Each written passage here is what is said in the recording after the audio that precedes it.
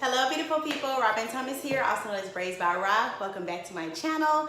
In this video, I will be discussing a much needed topic, especially for me being a braider and that being my profession, having clients who come to me consistently, and also because I had a realization myself, and there are actually going to be some changes that I'm going to be making coming up here in the next few weeks for calendar year of 2019. So this video I will be discussing the bad things about excessive protective styling. So if that is something that you are interested in, if you feel like that you protective style consistently and you don't know why your hair is stunted or why your hair is not growing the way that you feel like it should, if you're constantly seeing new growth which is making you take out your braids or your protective style, but whenever it comes down to checking the length of your hair, it doesn't seem like it's going anywhere, this video is definitely for you.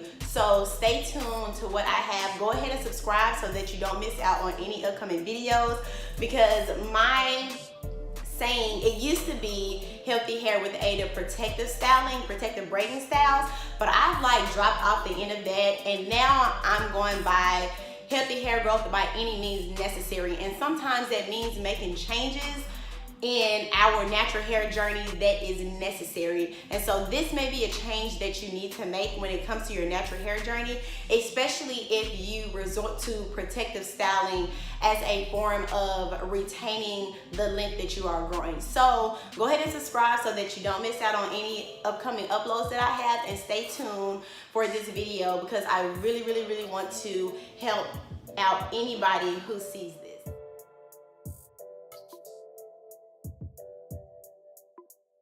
Protective styling to me is when you are adding some sort of hair, whether it's human hair, synthetic, or whatever. You're adding some sort of hair to help keep your ends completely tucked in and away from the outside elements. So examples of protective styles can be box braids, Marley twists, Senegalese twists, crochet braids, wigs, weaves. Even if people have wig or people have sew-ins with a little bit of their hair left out, I do still consider it a protective style because majority of the hair is braided down and there is weave on top of that. Once you've decided how you want to wear your hair, whether you're going to do box braids, you're going to do wear a wig, have a braid down and do a wig, you're going to do Senegalese twist, you're going to do micro braids, or whatever the style may be, crochet braids, you know that you want to stretch your natural hair out.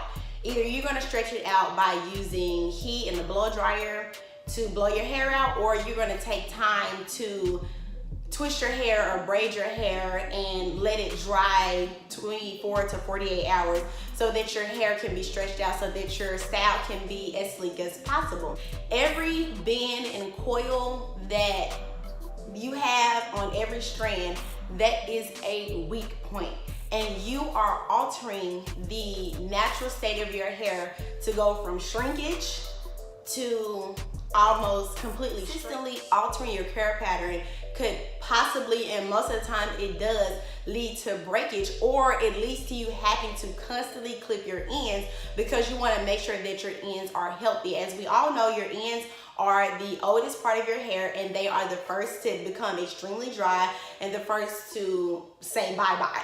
So think about that when you are excessive protective styling. You are constantly altering your natural curl pattern, which is making your hair weaker and weaker and weaker. Protective, if you are going from protective style to protective style and you're waiting 1 to 2 weeks in between the time that you protective style, you're not able to properly evaluate the condition of your hair, especially if you are blowing out your hair and you're not able to do the LOC or the LCO method because you don't want to, or you can't put all of those products or those heavy products into your hair because of how it could possibly affect the end result of your protective style. A lot of people like to do, like to have weightless hair whenever they're working with their hair or whenever they're going to get their hair done. They like for it to be product free with the exception of a heat protection. So you're not even able to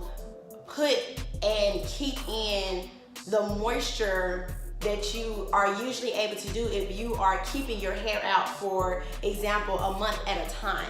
And a lot of times we are not able to really pay attention to the health of our hair when we constantly have it put away, because let's be honest, when we put our hair away, we put it away so we don't have to worry about it, you know. And most of the times we don't keep up with our regular routine that we should. We don't continue to deep condition, so we're not even constantly putting that moisture in. We're just keeping our hair away because it looks good and I don't have to deal with it because I have a busy schedule or whatever. That is a recipe for a disaster, and I am an example of that being a recipe for a disaster. Not being able to go along and effectively nourish and keep up with the condition of your hair when it comes to everyday life or everyday stressors, or even just the change in the weather. Sometimes our hair needs, depending on where you live, our hair needs more attention. If it gets extremely cold, then you may have to go from using jojoba oil to using Jamaican black castor oil, a thicker oil, to help that moisture to stay stuck in there. But we tend to not pay attention to those things because our hair is in a protective style, or because we just don't want to mess our protective style up because our hair is naturally curly and we've blown out our hair, and when we wash it, we're afraid that it's going to frizz out. So instead of continuously putting moisture into it and paying attention to our hair, we tend to neglect it in protective styles. And the more and more I feel like we protective style, and I'm speaking for myself and also my clients that I listen to them as they're telling me about their journey. And one thing common that myself and my clients have both done is when it comes to protective styling more and more often, it just becomes easier to forget about your hair because it is put away. And like I said, that is a recipe for disaster. So I don't want to leave you all with just like, well, that ain't what I'm supposed to do if excessive protective styling is bad. So my suggestion when it comes to protective styling, if that is something that you're interested in, or if you feel like, well, I'm not that good with my hair, or I need to put my hair away because I need a break, or I have this coming up, or I'm going on this vacation, or I'm in this semester of school and I can't really tend to my hair like that, I would say make some time to tend to your hair. And if you just love protective styles, like I love protective styles, like I love braids, I love how braids look on me, but if you just want to protective style, you need to take breaks in between. My suggestion would be for you, if you were to do a protective style, definitely take 3 to 4 weeks to really be able to evaluate your hair. Am I keeping up with my moisture? Is my hair breaking off? How is my hair really reacting after I take out a protective style? There's no way that we can keep up with that if we're constantly going from protective style to protective style to protective style. So my advice would definitely be to take breaks in between. Now, in taking those breaks, that does not mean that you have to have your hair out. That does not mean that you have to consistently do your hair. Try low manipulation styles. You can do a 2-strand twist using the LOC method or the LCO method and keep your hair extremely moisturized and keep your 2-strand twist in for 2 to 3 weeks and then take it out and wear it as a twist out. That's 3 weeks to a month right there. That is your break that you have in between getting your box braids and then getting your faux locks. The goal is length retention. Our hair is always growing. Your hair does not stop growing. Your hair, unless, you know, of course you have something going on medically, or if it's something hereditary in your family, but our hair is always growing. The problem where we stop to see the growth is the length retention. So you want to be able to retain all of that length that you are growing from your protective styles, but in order to do that, you have to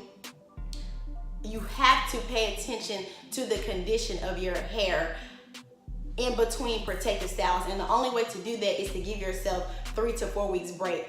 And another thing, if you feel like you are starting to have problems around your edges, they are the most delicate part of our hair. If you feel like you have tension here or the crown of your head, if you feel like it's sore, it's becoming tender, especially if you're not tender-headed, take a break. That is your hair and scalp telling you exactly what to do. We've gotten so far away from paying attention to what our body is actually telling us that needs to be done. Listen and take action. And to help avoid you from having to do unnecessary cutting or continuously having to clip your ends because they're dry or they're brittle or they keep splitting, take your time to moisturize your hair. Take your time to care for your hair. Take your time to deep condition your hair, and not just in between an 8-week install and then boom, I have my hair for a week. And look, I'm doing that to myself because I even have a video on here earlier this year. I believe this year, where I was talking about, you know, taking 1 to 2 weeks. No. Shame on me. Shame on me for saying that. But the thing is, as you grow and as you learn, you start to make adjustments and you make changes so that you can end up getting the results that you want. Styling is a beautiful thing. I just want everybody to pay attention to the health of your hair. Do not forget about the health of your hair, because excessive protective styling could halt and it could stunt your natural hair growth and your natural hair journey. And the goal is length retention and healthy hair. Healthy hair first, and length retention will come with that. If you make sure that your hair is healthy, the growth will come. I'm a prime example of that. I paid attention to my hair from year 4 to year 5. I went back and forth from low manipulation styles to protective styling, and my hair went from here. I got a major haircut at the end of 2016, and went from here right back down to bra strap length. And that was all because I went back and forth. I made sure that my moisture gain was on point. And the only way to do that is to take breaks in between. The information I gave to you all today was helpful. Please like, comment, give me dialogue on this. Tell me, you know, what has worked for you and what hasn't worked for you. Tell me your experiences with protective styling, or if you excessively protective style and what happened and what you did to bounce back from that to get your hair back on track. Share this with somebody who could possibly need this information. It could be one thing that I said in this video that can help a sister, a mom, an auntie, a friend, somebody on your Facebook timeline that you don't even know about. There could be something in here that I said that can help with length retention and growing out our healthy hair the best way as possible. Thank you all so much for tuning in. Go ahead and subscribe so that you don't miss out on any more uploads that I have, because I am definitely going to be sharing my journey with you all in a couple videos from now. I will be uploading changes that I'm going to be making in calendar year of 2019, and I want you all to journey along with me. We're doing this together. So thank you all again so much for tuning in, and I hope to see you soon. Peace and blessings.